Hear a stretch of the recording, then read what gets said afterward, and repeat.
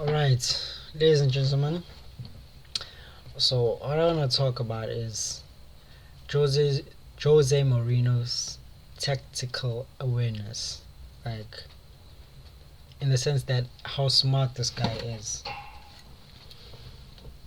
When I first heard that Antonio Conte got appointed to Chelsea, I was like, okay, this guy is not that good because I saw him as a motivational speaker. To say, to me, he was a motivational speaker because he knows how to get the best out of the players. Having said that, he changed my perspective from going 3-0 down at Arsenal and changing the whole entire system and making sure that he's doing what he's tried and tested before and making sure that he gets results. And thus far, he's been getting results. So today's game, which is the 16th of the 4th month of the year 2017, April. Guys, that the results was horrible. We cannot lie to ourselves, we cannot justify it. Okay, we can justify it, as I'm going to be explaining in more detail here, but I think Mourinho came out on top. He was more intelligent, more smarter, and more worthy of the points. Okay, let me just touch on a few topics here that I want to talk about. Firstly, previous games.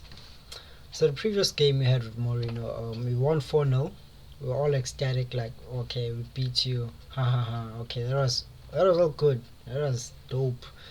That was fantastic results for all of us.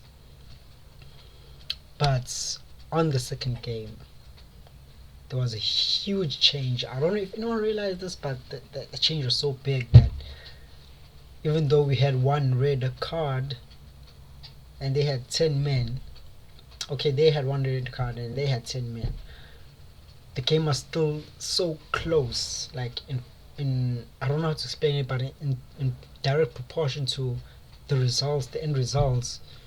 I expected Chelsea to switch things up and change the whole game. Like, we were supposed to win 5-0, but everything was so compact and together. The person that was doing the most today was Ander Herrera.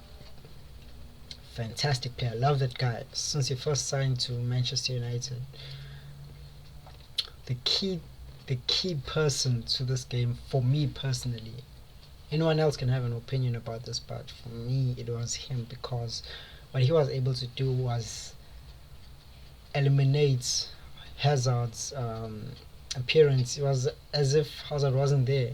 He had a few touches here and there, passed the ball around, but he wasn't comfortable with the ball because there was always people surrounding him. So his game was basically off the whole entire time. Basically the whole 90 minutes. Can anyone tell me about a time where he took actual shots on targets? Yeah, I can think about it and go look at the match again, but I don't think so. So another thing I want to touch on is, okay, let me just continue from previous games. He's moved forward tactically from realizing where his weakness was against Chelsea, and he moved forward to correcting those mistakes. So he did correct those mistakes. Unfortunately, they got a red card, and then they were down to 10 men and lost 1-0. Today, I blame Antonio Conte, and he was right in the post-match analysis, post-match interview, by saying that, hey, I realized that this was my mistake and I wasn't aware. Okay, he didn't say that initially, but you can watch the post-match interview online. But he missed something and it was critical for this game.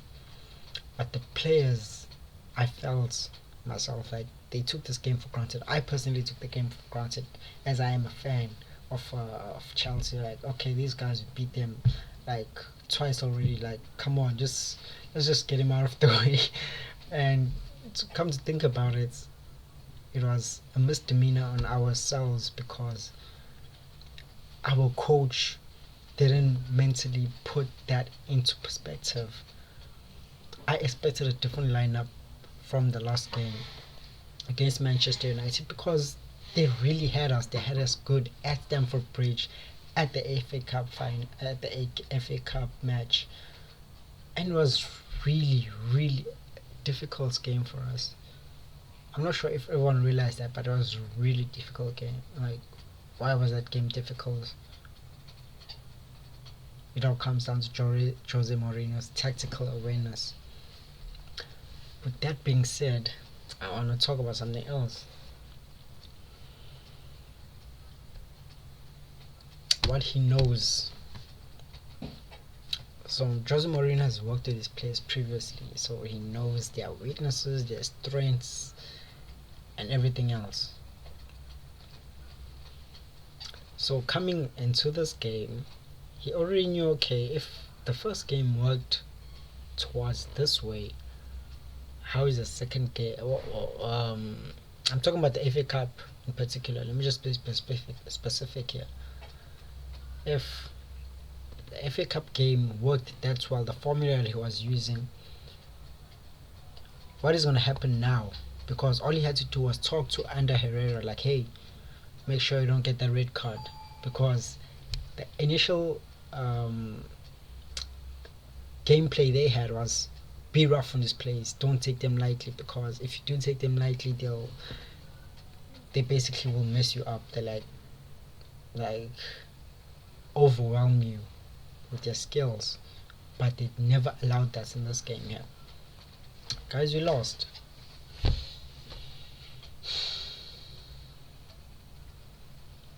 We lost. Now the gap is 4 points.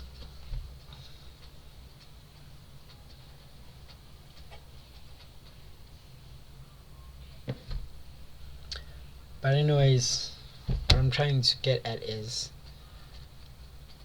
Antonio Conte didn't work on the previous match to bridge the gap to see where Jose Mourinho was coming from and where he can make the most out of his players to get the best out of them in order for him to get a better results than what he could have gone. Because basically after 1-0 down, I was kind of thinking, okay, we just need one goal. But then after 30 minutes I was like, okay, we need half time. After half time they scored a second goal, and I was sitting back thinking, why doesn't he put Willian? Why doesn't he make this sub? I keep making excuses for him all the time, but I realized at the end of the day that, hey, there's something much more here. We didn't have the hunger, we didn't have the desire, we didn't have the right attitude towards that game. But anyways, guys, hit like, comments, subscribe, and we'll talk about this on the comments. Yeah.